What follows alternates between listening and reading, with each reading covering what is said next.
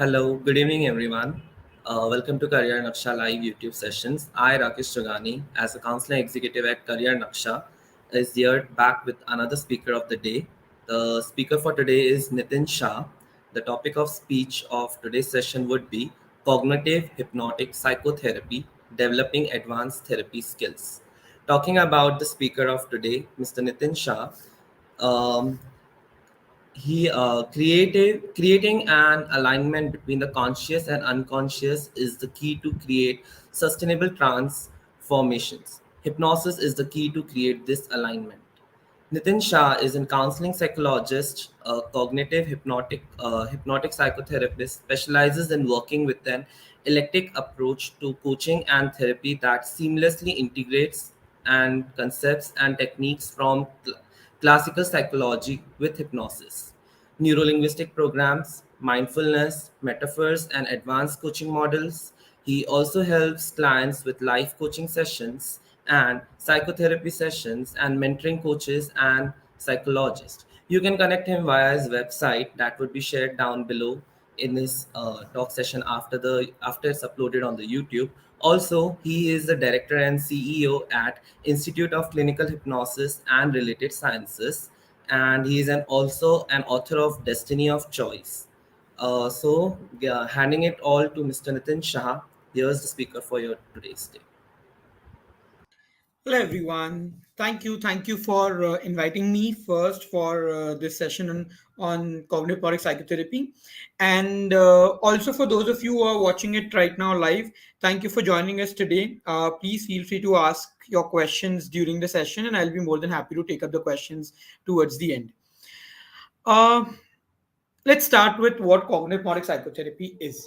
So, like the name suggests, cognitive hypnotic psychotherapy, it indicates a amalgamation of different approaches to psychotherapy, which will help you work with both the conscious mind and the unconscious mind. Now, as a field, cognitive hypnotic psychotherapy includes an amalgamation of multiple strategies and techniques. So, what I'm going to do is I'm going to give you a brief about cognitive hypnotic psychotherapy first.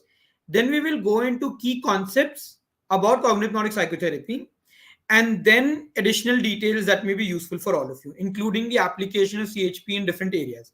Now, we popularly call cognitive hypnotic psychotherapy as CHP. So, wherever I talk about CHP, I'm really referring to cognitive hypnotic psychotherapy. All right. So, like I said, cognitive hypnotic psychotherapy is an eclectic approach. It integrates multiple approaches of psychotherapy together, which means cognitive, behavioral, we integrate all of them with techniques from neurolinguistic programming, mindfulness, uh, metaphors, and then a lot of other spiritual healing practices like inner child, hoponopono, and all of this integration happens using hypnosis as a base. So almost everything that we do revolves around hypnosis, but hypnosis is clubbed with other approaches to ensure that people can get the best results. That's the long and short of what cognitive hypnotic psychotherapy is. Why we created CHP or why we worked on this new approach altogether was because of certain challenges that I was facing when I was going through my training. Uh, as someone who is very interested in the human mind, I have, beyond completing my master in psychology, have been trained in hypnosis. Then I went through courses in CBT. Then I did courses in neurolinguistic programming. I did courses in metaphors. There were a lot of other spiritual healing practices that I attended, and I realized the more courses I attended, the more confused I became. It almost was like I did not know how to mix and merge them together. I had like a huge toolkit, but no one told me how to use that toolkit together. And that's what I kept struggling with. So when we started creating this approach, one of the first things that we wanted to focus on is this, that when you learn this and when you apply this with your clients, it should not be about you struggling with deciding what technique to use where. You should have a very clear pathway, a framework that you can use to help clients and to help yourself in that journey. And that's what cognitive hypnotic psychotherapy is, an integration of all of these approaches together so that you don't have to learn them separately. Or if you're a client, you don't have to go to different therapists to address different aspects of your problem. One single therapist can help you address each of these components. Let's then quickly talk about what the components of CHP is and what each of those components mean for you. Now, I understand some of you may be joining this or watching this video as someone who's interested in developing advanced therapy skills. You're a psychologist, you're a counselor, and you're interested in that aspect of CHP. And I also understand there may be some of you who are yourself seeking help. So I'm going to explain some concepts that will be useful for both, so that we are all on the same ground before I proceed. So I mentioned that CHP integrates cognitive approach, behavioral approach, humanistic approach, and psychodynamic approach. What do I mean by each of them? Cognitive therapy or cognitive approach basically focuses on helping you understand how your thoughts influence your reality and then be able to help you change your thought patterns to influence the way you are perceiving and acting upon in your reality. An example of this would be, let's say I am someone who's scared of speaking on public, on a stage.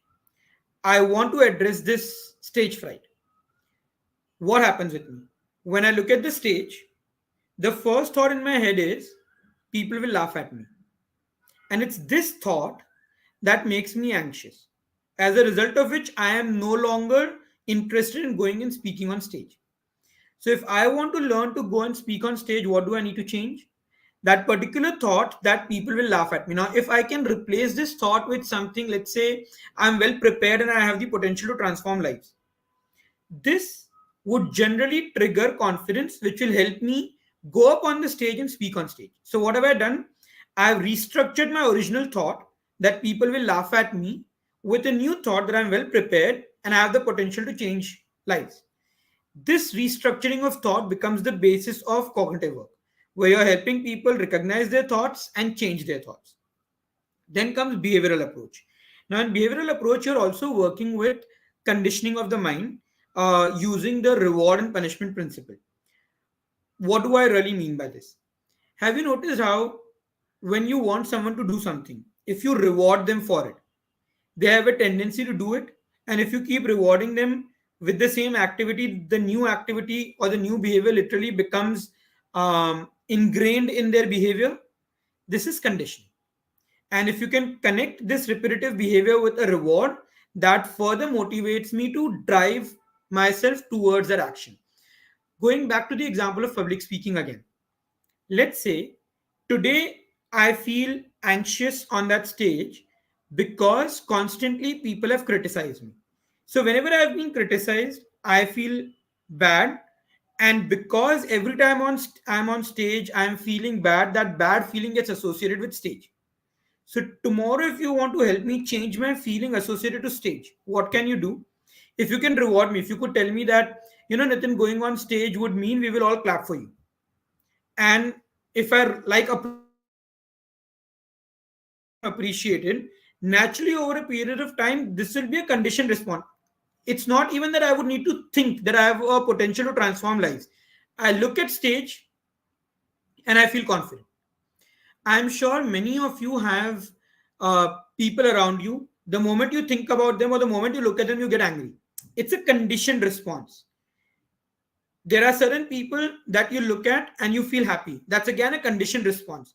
So, behavioral psychology is about how you can change that conditioned association between the trigger and this feeling and the actions that you do.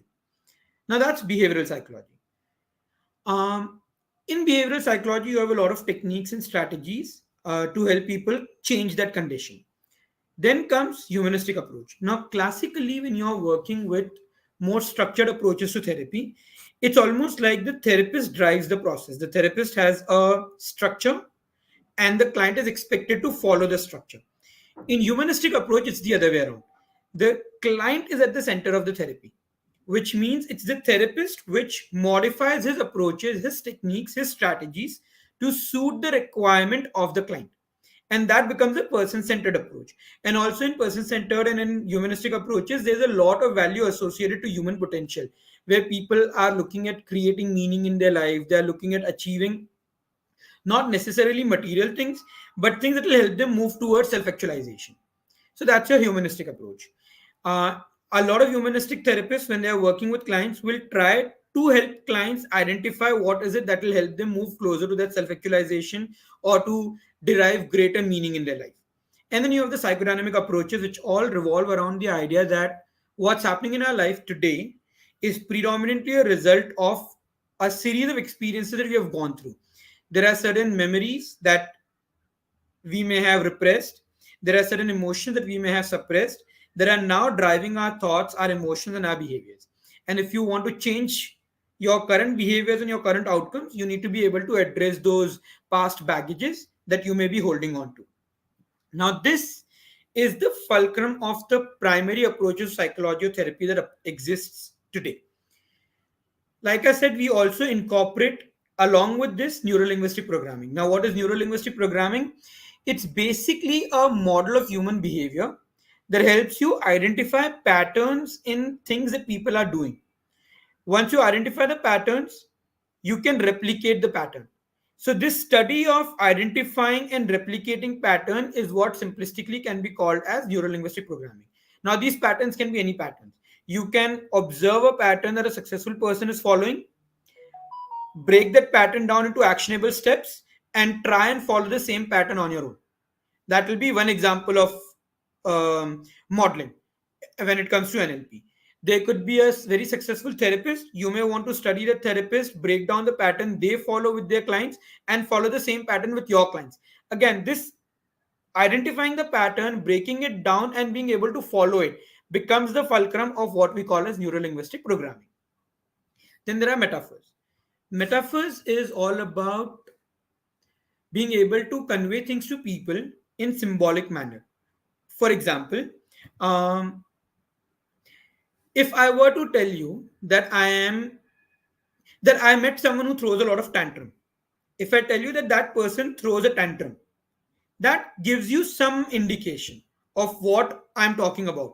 But when I tell you that, she is like a princess, now all of a sudden the word princess not just brings you to your awareness the idea of tantrum, it creates a lot of other impressions in your mind. So with that one word princess, I've been able to convey a lot more to you than I could convey by literally explaining to you what that person is like. So that's a metaphor, right? And then you have work like inner child, hoponopono, which are all different healing modalities. Inner child is similar, or it's based on psychodynamic approaches where things that are happening in your life are based on past experiences. But here we are literally saying that a part of you gets stuck as a child, and then you can go back to that child, heal that child, allow the child to grow up. Hoponopono is a forgiveness process, and there are a lot of other processes like this. We integrate all of these together using what we call as hypnosis.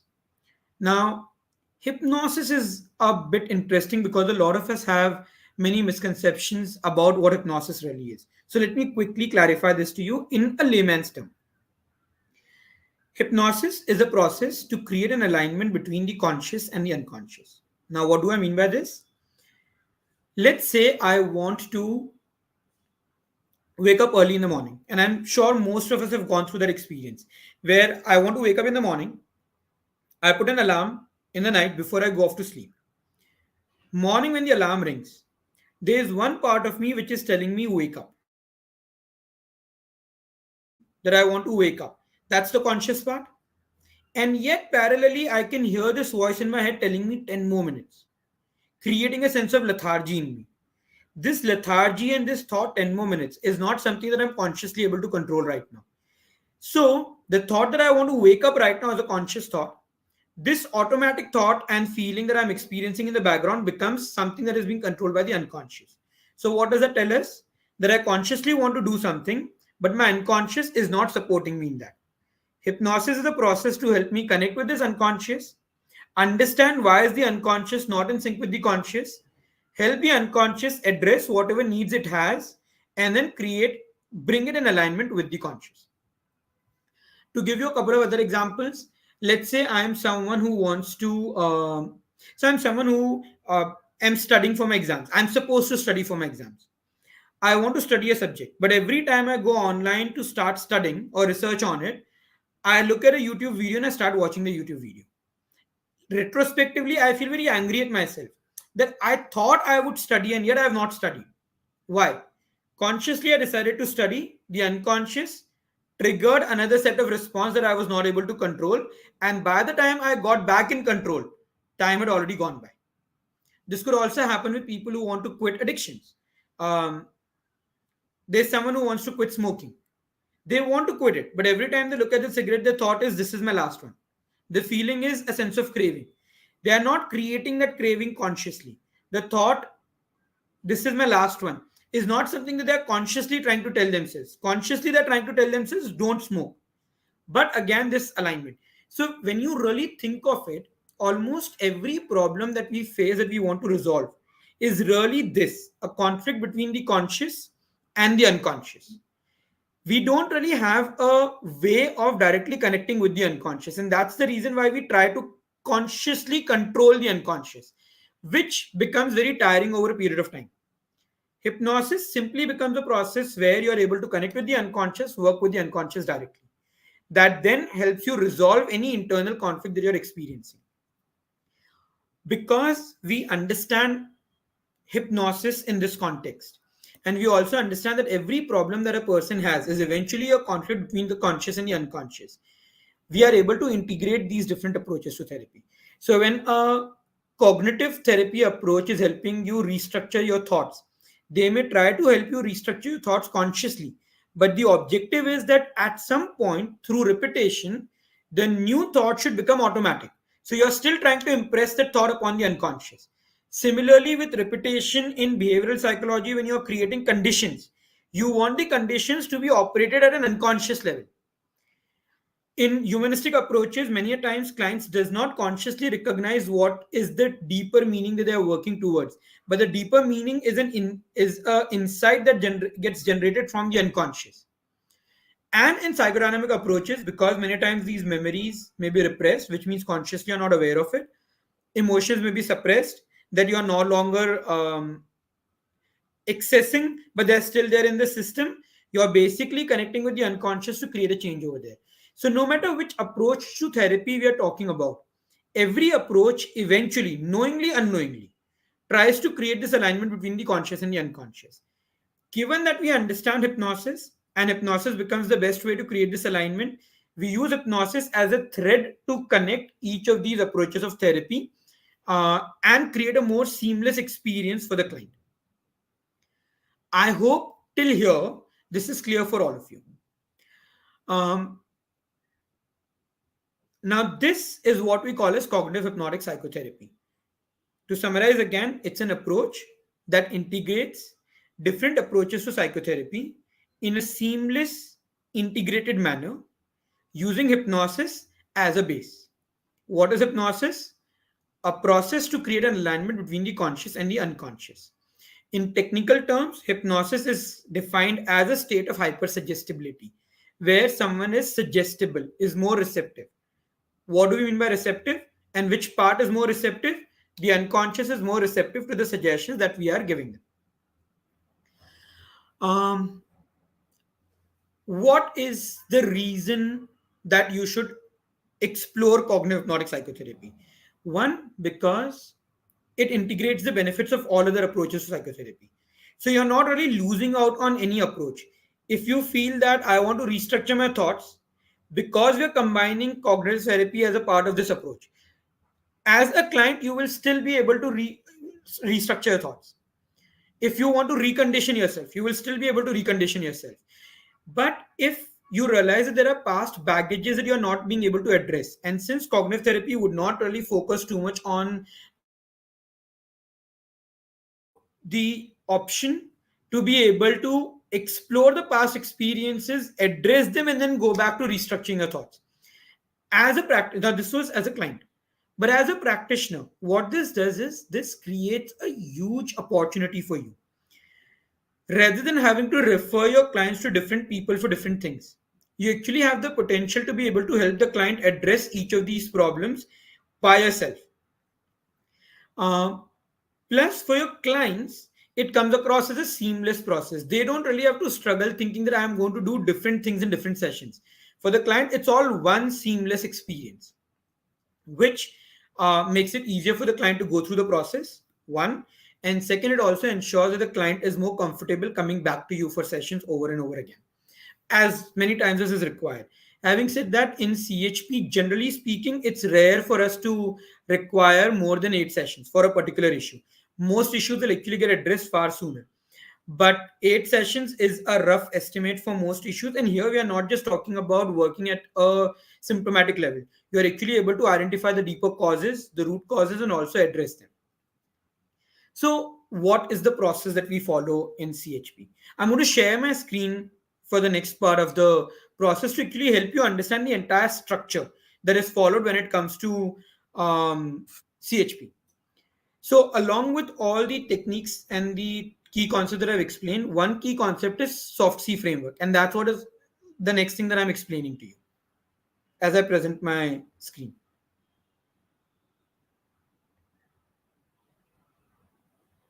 So, just give me a moment so that I can share that screen. Okay. So I've just started sharing the screen. I hope all of you are able to notice the screen. Perfect. So now, um,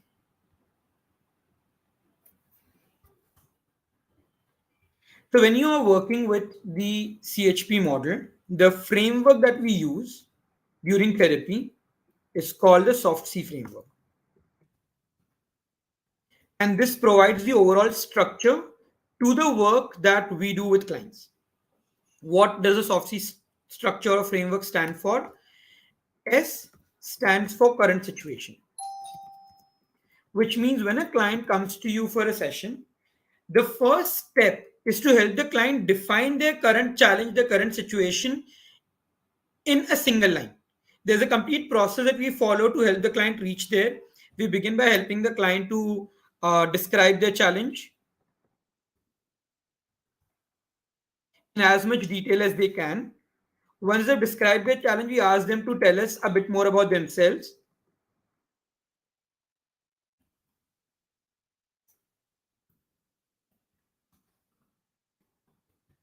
Once the client has been able to describe the challenge, describe the key traits that they feel are important for us to know about them, we will ask the client to check if they can summarize their current challenge and their uh, current traits in a few lines.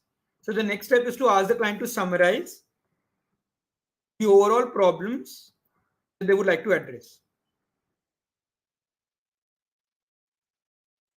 And then we ask the client to convert this into a format called I feel dash about dash when dash. Now, why do we define the problem or the current situation in this particular format? Because whenever a client or even you have any problem, you will notice every problem has three components. There is an emotional discomfort that you're experiencing. Otherwise, you would not be seeking help. That emotional discomfort is about something. It's unlikely that the emotional discomfort is about everything in life. So there would be something that creates that discomfort. Will be about someone or about something. And third is, when do you experience that?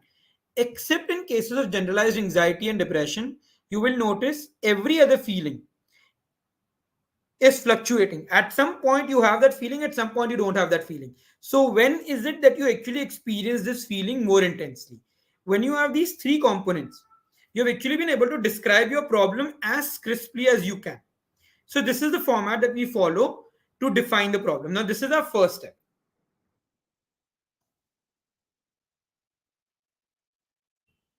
Then comes the second step. So once the client has told you the current situation or they have been able to define the current situation effectively, next step is desired outcome. So what is the outcome that the client wants to achieve through this therapy or through the help that they're seeking from you? Why is this outcome important? Because everything that we do follows from the outcome. This is where we are borrowing a lot from SFBT. We are looking at helping the clients identify their outcome and work towards their outcome. This desired outcome is generally defined in the format I wish and is generally going to be opposite of the I feel statement. The only key thing to keep in mind over here is the wish has to be about self.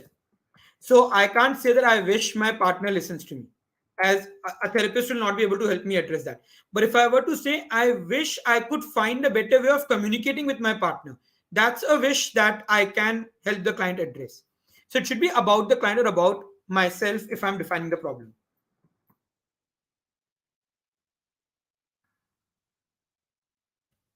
Now, once the client has been able to give you a narration of the desired outcome, and this desired outcome is a broad direction. Right now, we are not getting into specific actionable outcomes. We are simply looking at the direction that the client wants to take. Once the client has told you the outcome, then comes the next step, which is F. And for us, F stands for future. By future, we are looking at tangible, sensory specific, observable future. So when a client tells me that, okay, so let's go back to the example that I wish to find a better way of being able to communicate with my partner.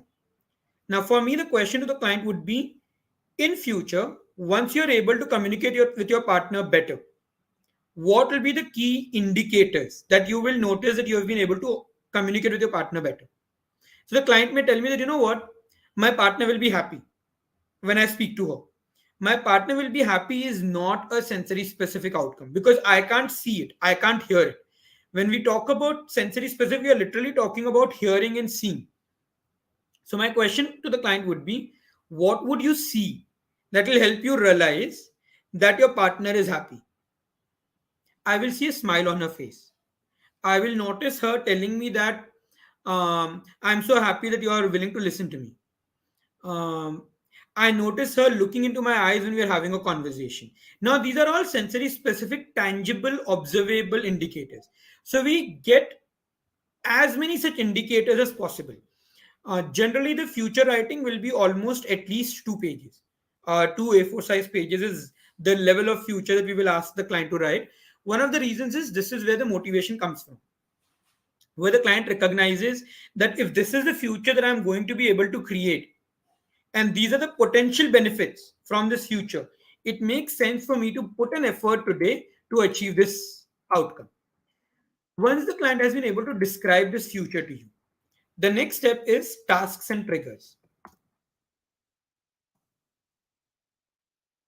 If you're working with a client who is coming to you for coaching purposes, which means they don't really have a problem, but they want to achieve an outcome, then there will be a task list. If you're working with a client who's struggling with a problem, there will be triggers where they experience that problem. So it can either be a task or a trigger. We make a list of all the tasks, all the changes that the client needs to undergo in their life. So this tasks and triggers has subcategories to it. The tasks would first be behavioral changes that the client needs to create. And we want specific chunk down versions of this behavior. So, for example, if a client says that I will be able to market better, that's not a chunk down task. It's not a chunk down behavior. I want to know, in order to market better, what all will you do? So, there will be tasks, there will be subtasks, there can be further subtasks to it. So all observable behavioral changes will be listed down that the client wants to create. This will be our indicator for achieving success going forwards. This is how we will measure whether therapy was effective or not.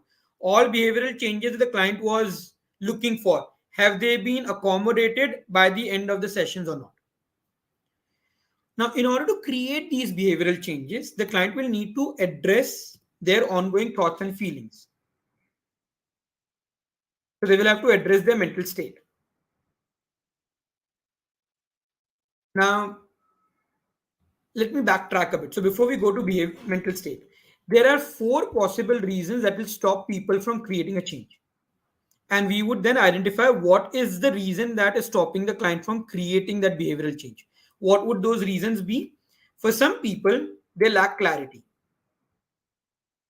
So if I don't know how to do something, I will not be able to do it.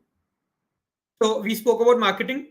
If I don't know how to market, then I will not be able to market. So therefore, clarity is achieved by chunking down. Some people may say, I lack resources. Now, if I don't have resources, I will need to arrange for the resource. What are the steps that I can take to arrange for resources? This will again be chunking down. So we are again going into subtask. Similarly, I don't have skills. So then I need to learn to develop skills. What steps can I take to develop skills? All of this clarity, resources, and skills will take us down to smaller subtasks. And each subtask will help us then further create clarity in the client's mind in terms of what steps they need to take. But many a times, clients have all the clarity, all the resources, and all the skills, and yet they don't take action. Take the example of someone who wants to manage weight. They know what needs to be done to manage weight, right? They need to wake up on time, they need to do their exercises, they need to eat healthy food. Probably they need to cook healthy food to eat healthy food. They need to avoid junk food, they need to avoid sweets, they need to regularly go for a walk, and they need to sleep on time. Every person who wants to manage their weight knows all of this. Okay, it there is no lack of resources, there is no lack of clarity, there is no lack of skills. Yet a lot of us don't do it. Why don't we do it? Because we don't feel like doing it. That is where our mental state comes in. So for every change that the client wants to see in their behavior, we identify what mental state is stopping them from creating that change. Now, for us, mental states themselves are divided into subcategories. What are these subcategories? You start with ongoing thoughts and feelings. Remember, I spoke about me looking at the stage, having a thought, people will laugh at me, and feeling anxious. That is what I mean by ongoing thoughts and feelings. Now, classically in therapy, ongoing thoughts and feelings are addressed by CBT. We use CBT in combination with hypnosis to help clients address this. Many a times, clients may not even be aware of what their thoughts are. And then, obviously, helping them restructure the thought becomes difficult. So, you can use hypnosis to help the client also become more mindful of what their thoughts are. And that can be done in the session. Which means you don't really need to give a homework to the client where they go back, they create journals, and then from those journals, they analyze and they come back and tell you what the thoughts are. You can actually do it within the session itself. Once you have identified the thoughts, you will use hypnosis with thought restructuring, with behavioral conditioning. Generally, we use a process called anchoring to help people change their thoughts and feelings. But many a times, just changing the thoughts and feelings may not be enough. We may need to work with something deeper. What do I mean by working with something deeper? So let's say I have multiple thoughts connected with multiple triggers. Working with each of them one by one may take me a lot of time. So if there are similar thoughts, there is a high probability that those thoughts are coming from a common belief. So I may need to address the underlying belief, value, or what we call as positive intention. Let me quickly walk you through each of them. So let's say I have a, okay, so let me give you an example of belief. I was working with a client with a weight example. This is a client who wanted to reduce their weight for health reasons. Um, they were already exercising, they were already managing, doing their diet. The client, when they had come and told me, they had told me that Nitin, my gym instructor tells me that I exercise more than he does. And he doesn't know what else he can make me do to help me lose weight. And I have tried everything I can, but I've just not been able to lose weight. As we started working together, we started exploring the beliefs. There's a complete process where the client can go into a hypnotic state and identify what their beliefs are. You use metamodel questions in the hypnotic state. So when I asked the client those questions, the client responded to me by saying, uh, the thought popping up in my head is, Marwari खाते पीते घर क्यों नहीं चाहिए. Now, so this was someone who comes from the Marwadi background. All along in his upbringing, he has been told by people that, खाते पीते घर के लोग अच्छे दिखते हैं. That belief that I need to look from a wealthy family, and in order to look from a wealthy family, I need to look bigger, is what was stopping him from letting go of the weight. How do I know this work changed their life? Because Their primary objective was, I want to reduce my weight. They were already doing everything else. We did the session, and that's the only change they created in their life, apart from what they were already doing. And in the next 2 months, they were able to bring their weight down to the level that they wanted to bring it down to. So, this is pure belief change work. Again, this is not to say that only changing the belief is enough. Remember, in the example that I've given you right now, the client was already working on their diet. They were already managing their weight. In spite of doing everything that they needed to, they were not able to manage their weight. So the only thing that was left is belief. There are some people that I've worked with who would not even go for an exercise because the belief is, what is the point? I can never lose weight. So then when we help them change the belief, that change in belief supports their efforts in going and exercising. And then once they start exercising, they are also able to manage weight. So at times the belief by itself will be enough to create a change. At times the belief will create a change in their behavior, and the behavior will create the desired changes. So this is the belief. Then there are values. At times our values create a conflict in us. For example, I value honesty and I value helping people. Now, both of these are my values. But what if I'm in a situation where I can only help someone by lying to them? Now, my two values are contradicting with each other. And this is creating an internal conflict. A conflict that can really create a lot of stress. And then this stress can create a lot of peripheral impact in my life, or ripple effects in my life. How do I address this? By being able to first identify what these values are. A lot of times, these values are not known to us consciously. They've just been there over a period of time, and our system is internally struggling with them.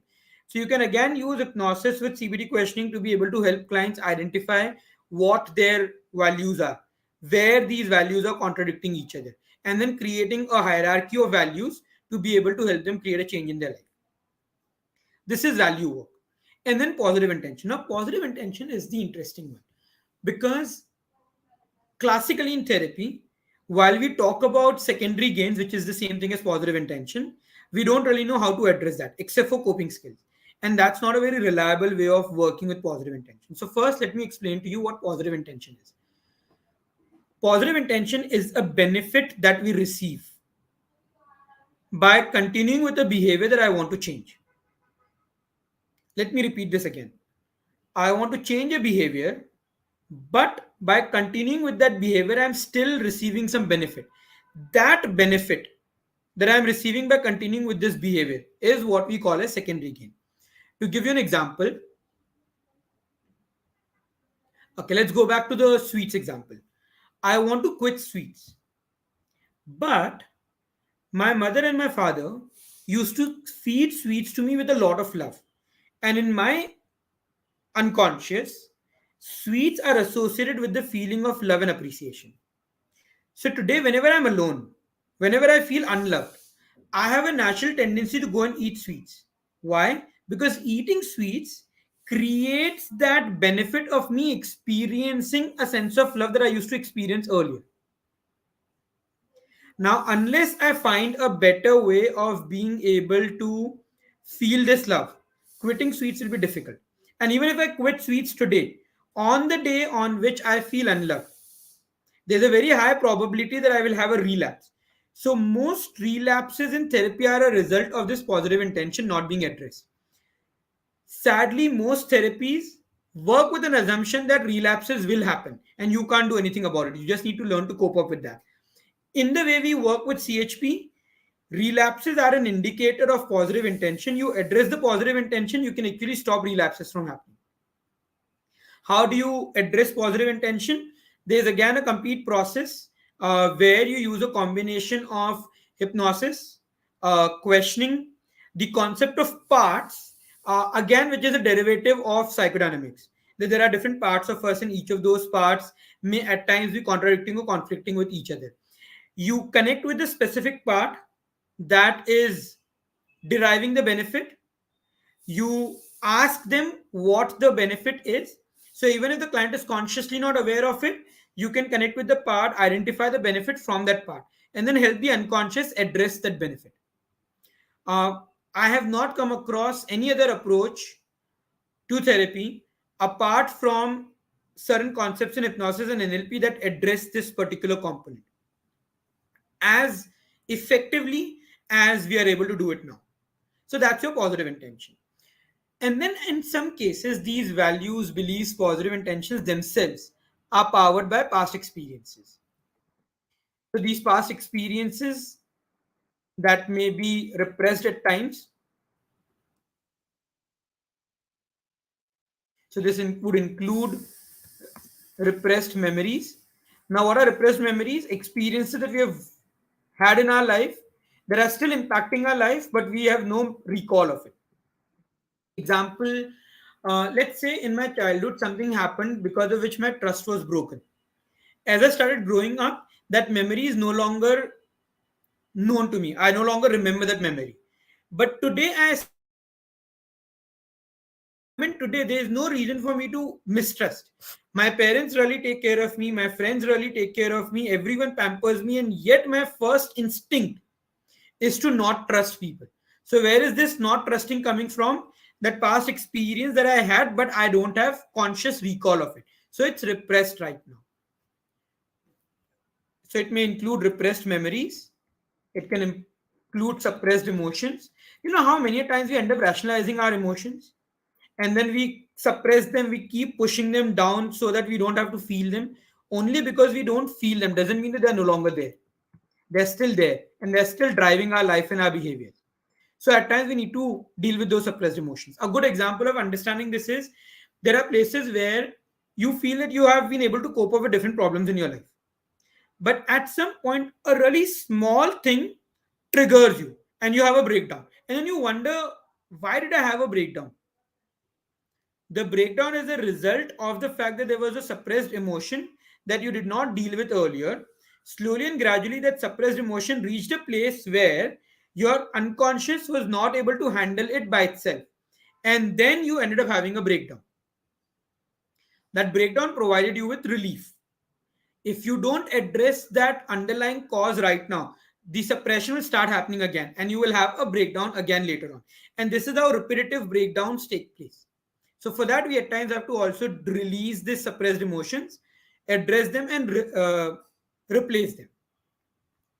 Then you may also have gone through trauma, which will again at times lead to repressed memories and other such past experiences.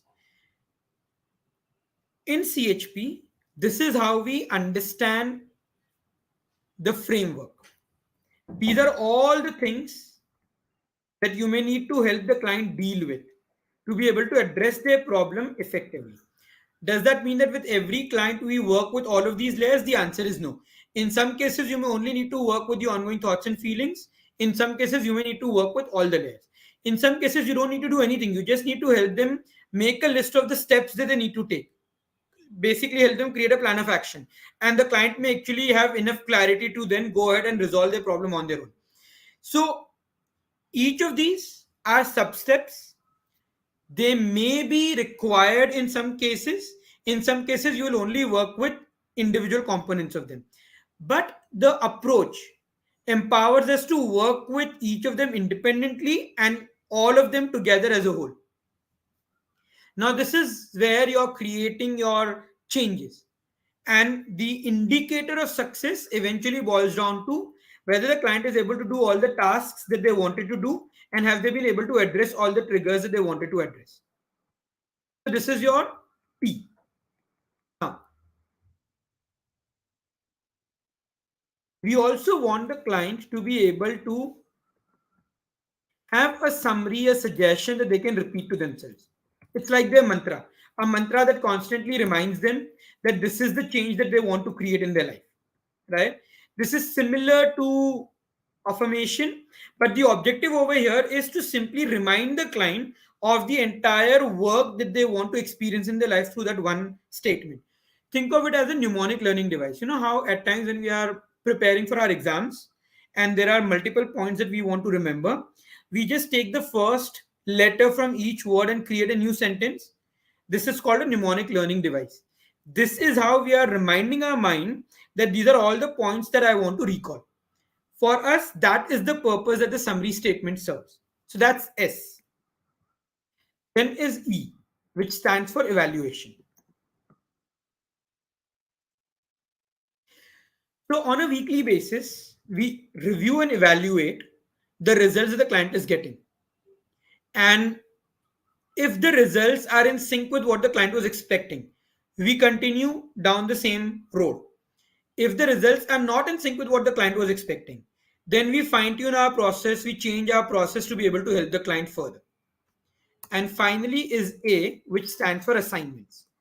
Assignments are no so assignments are tasks that the client picks up. Where the client says, you know what, in this week, these are the three changes that I want to notice in my life. This is not an homework as people would be given in classical therapy. In fact, in the way we work, there is rarely ever a homework given to a client. The only homework that we give to a client is during the week, just observe how your life is, what changes is taking place, and then you can come back to us and let us know what changes have taken place. The work that's done with the client is done during the session. This has a major advantage. One, I am not the one giving the homework to a client. The client is picking up a homework or an assignment. So they have more ownership. And the homework is not something that they are supposed to see in which area they would focus on during the week so that they know whether the change is taking place or not. This means that compliance on part of the client is not difficult at all. You are not struggling with every week the client coming and telling you, oh, you gave me the homework but I did not do the homework because I did not feel like doing it, I did not have the time to do it. And every client will have thousands of excuses and justifications why they could not do the homework. Here the idea is not for them to do the homework. Here the idea is for them to simply observe three areas of their life during the week where they wanted to see change. Three areas that we work with during the session, right? Once the client sees those changes, obviously the client's motivation to come back for session is higher because they know that the process is giving us results. This is also one of the reasons why we are able to qualitatively and quantitatively show results to the client, and the client recognizes that there's actually a benefit that I'm deriving out of therapy. Classically, in many in therapies, a lot of times this has been a big struggle that clients and therapists have had. A lot of times clients feel, but matlab, I don't know how do I measure the results of the therapy. And many times therapists feel that work that we do is so intangible that immediate results are not possible. That's not true. That's simply the limitation of the process or the approach that you're following.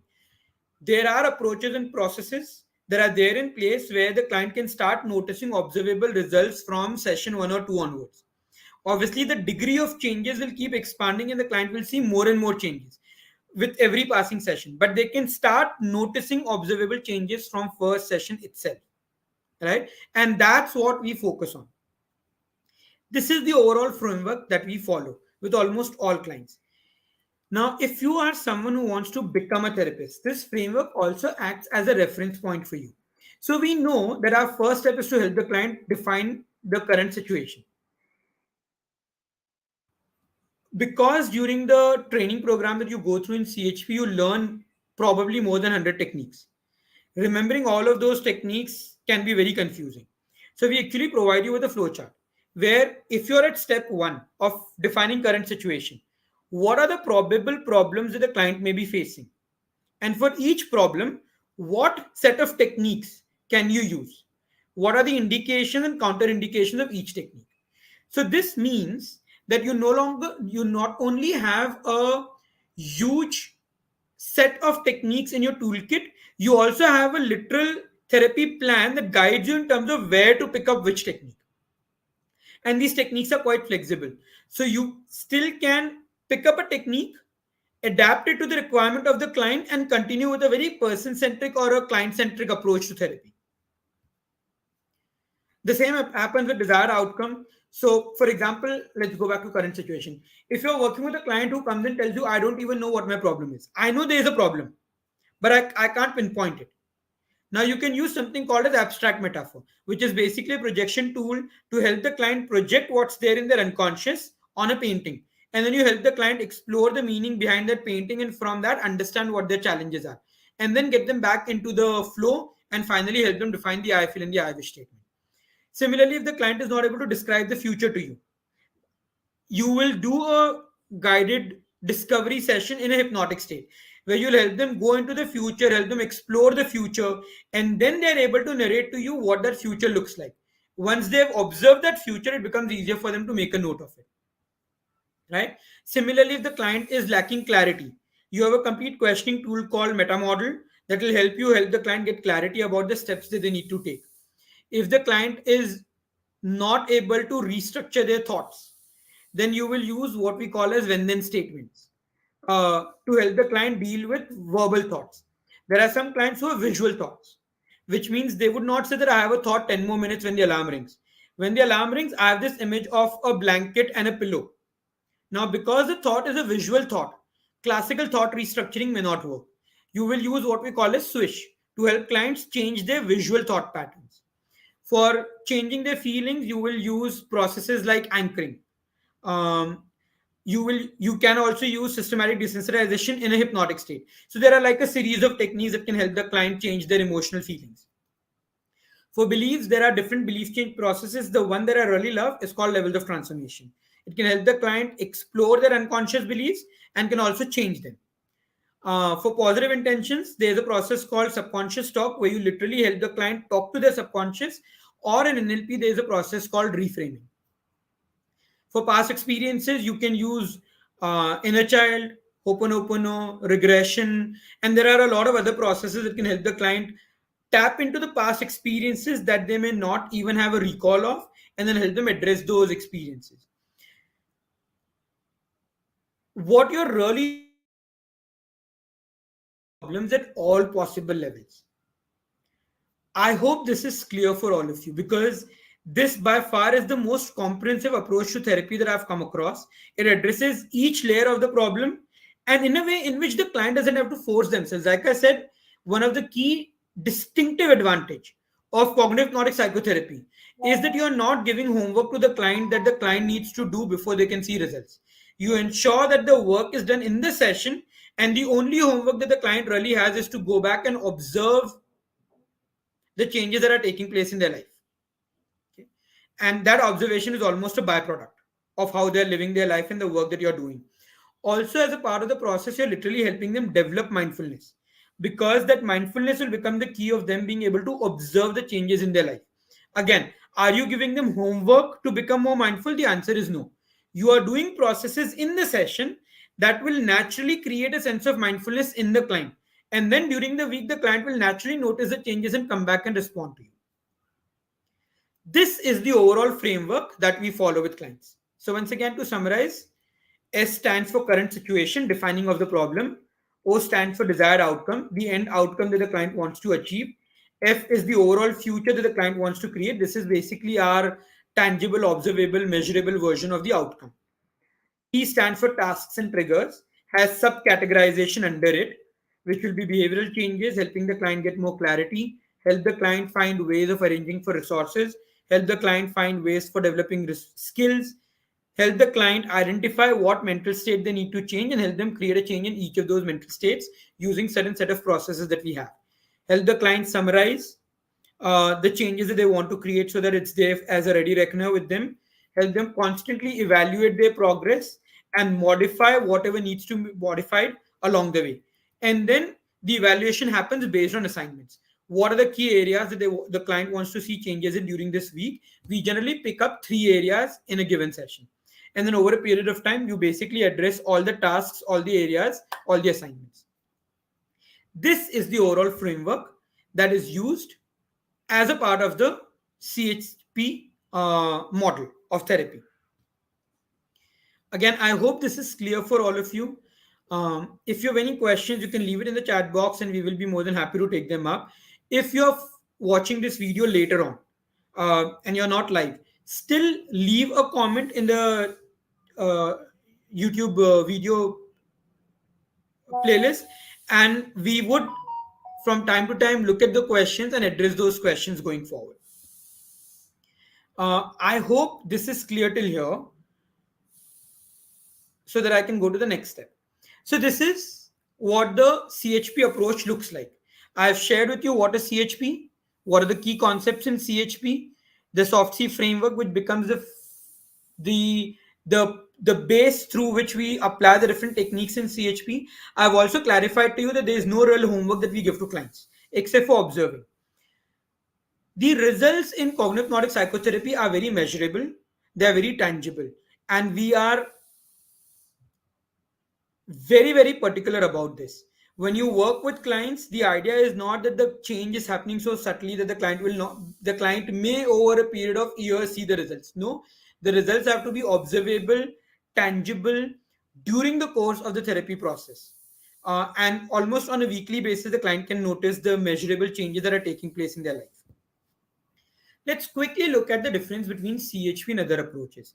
So, really, CHP incorporates almost every other approach to therapy, which then means that you can benefit from an individual therapy and also benefit through other approaches to therapy by integrating them all together. Think of different approaches to therapy are like different tools, right? CHP is the toolkit where you have all of these tools. You can choose only one tool from the toolkit because that's what is required for the client, or you can choose to apply other tools along with the original tool to get better results. All of these tools being used together in a seamless manner is what CHP will bring to the table. As a therapist, it helps you develop phenomenally advanced skills to work with clients. As a client, you are able to address all components of your problem, which then means that the results are better, faster, more sustainable. For those of you who may be interested in becoming a cognitive psychotherapist, one of the questions that gets asked very frequently is what is the return on investment? CHP is an extensive program. The training that you go through in CHP is going to take you anywhere between 6 months to 1 year, depending upon how you schedule your training programs. Overall, the cost for the training program that we offer in CHP will be around 1 lakh.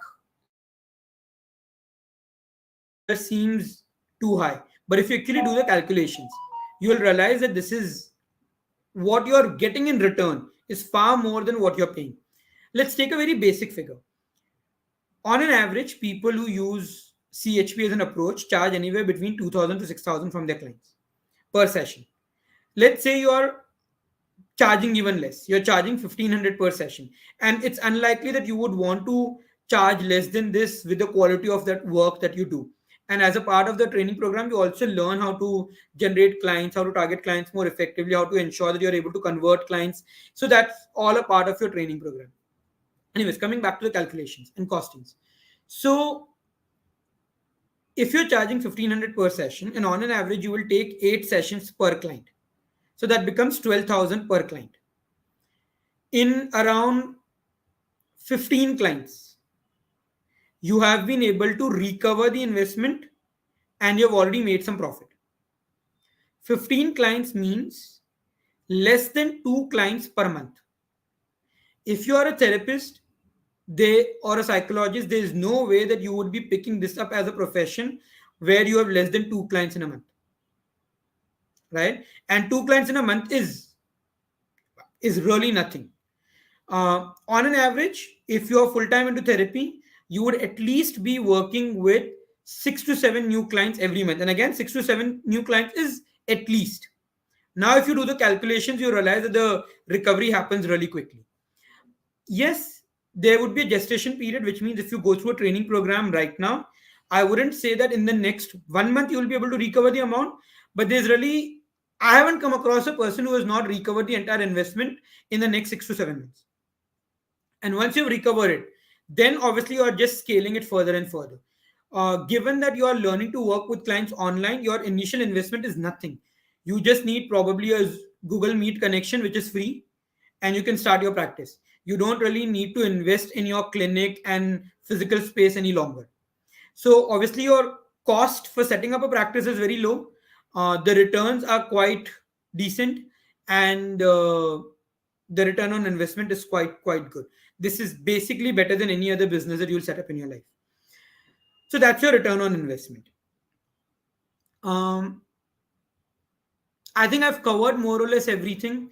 If there are any questions on YouTube, I'll be more than happy to just look into that and take it forward. So, Rakesh, if you could just let me know if there are any questions, or if you have any questions that you would like me to address, I'll be more than happy to address them. Hi, sir. Currently, there are no questions, and right now, also, I also don't have any on my mind at the present. Maybe later on. Sure. So you can always get in touch with me. I can share. I'm sharing my link and my contact details in the chat. You can share it with the people in the description, right? Yeah. So this is my personal number. So related to work, so you can always get in touch with me on this number if you have any questions, both as a client or as someone who is a psychologist who wants to learn more about this approach and develop these skills. Um, I'm sharing link to my website also,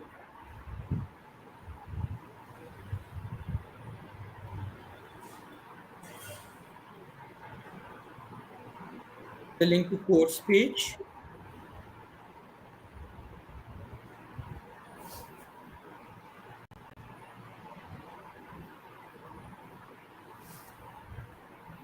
Okay. So you can feel free to connect with me, and I'll be more than happy to take up any follow up questions or any challenges that you may have. Thank you so much, sir, for taking out time, and thank you to all the viewers. I, Rakesh Shagani, as a counseling executive at Career Naksha, signing off for today. Thank you so much. Thank you. Bye bye. Take care.